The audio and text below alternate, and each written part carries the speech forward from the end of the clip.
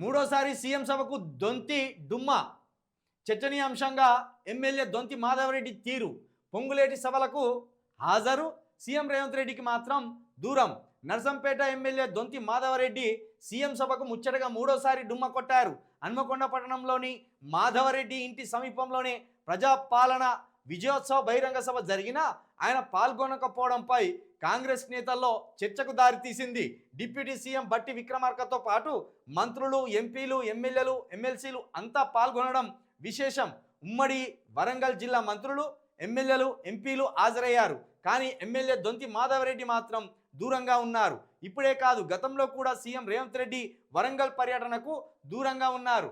ఏప్రిల్లో జరిగిన జనజాతర సభకు, జూలైలో జరిగిన మెడికల్ ఆసుపత్రి ప్రారంభోత్సవానికి సీఎం రేవంత్ హాజరు కాగా దొంతి ఎక్కడ కనిపించలేదు. తాజాగా మరోసారి ముఖ్యమంత్రి పట్ల తన వైఖరిని చూపారు. మొన్నటికి మొన్న పిసిసి చీఫ్ మహేష్ కుమార్ గౌడ్ జిల్లాకు వచ్చిన కలవలేదు. దీంతో ఆయన తీరుపై కాంగ్రెస్ శ్రేణులు అసంతృప్తిగా ఉన్నట్టు తెలుస్తుంది. అయితే జిల్లా ఇన్ఛార్జి మంత్రి పొంగులేటి శ్రీనివాసరెడ్డి సభలకు మాత్రం దొంతి హాజరు కావడం అందరినీ ఆశ్చర్యపరుస్తుంది. దీన్ని బట్టే కాంగ్రెస్లో ఏం జరుగుతుందో అర్థం చేసుకోవచ్చు. కాంగ్రెస్లో చాప కింద నీరుల పొంగులేటి శ్రీనివాసరెడ్డి తనకంటూ ఒక వర్గాన్ని ఏర్పాటు చేసుకుంటున్నాడు.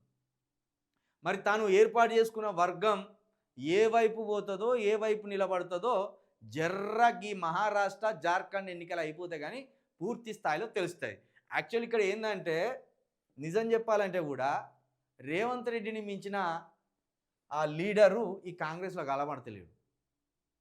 ఎందుకంటే ఎవ్వనికి ఎక్కడ తొడపాశం పెట్టాలో రేవంత్ రెడ్డికి బాగా తెలిసింది. కాంగ్రెస్ వల్ల ఆశ ఏంటో దురాశ ఏంటో ఆయనకు బాగా తెలుసు. మంత్రి పదవి పడేస్తే కిక్కిన పెయిన్లాగా ఉంటారు. 4 కాంట్రాక్టులు ఇస్తే ఎవరికి వాడు పని చేసుకుని ఎక్కడోడు అక్కడ దోసుకుంటాడు అనేది రేవంత్ రెడ్డికి బాగా అర్థమైంది. అందుకే గిచ్చటోని గిస్తాడు, ఇచ్చటోనికి ఇస్తాడు. అది బాగా అర్థమైపోయింది ఆయనకు. ఇక్కడ అదే జరిగింది. ఇప్పుడు పొంగులేటి శ్రీనివాసరెడ్డితో అయిన ట్రావెల్ అవుతుందంటే రేపు పొంగులేటి శ్రీనివాసరెడ్డి ఏమన్నా పార్టీని విడిచిపెట్టిపోతే ఆయనతోటి జంప్ అవుతాడు. అంటే వరంగల్లో కూడా పొంగులేటికి సంబంధించిన ఫాలోవర్గా ఈ ఎమ్మెల్యే ఉన్నాడు. మరి ఇన్ని సభలకు డుమ్మా కొట్టిందంటే రేవంత్ రెడ్డి మీద తీవ్రమైన అలకే ఉన్నది. మరి అది ఏం అలక అనేది, ఆ అలక ఎటు దారి తీస్తారు అనేది భవిష్యత్తు చెప్పాలి.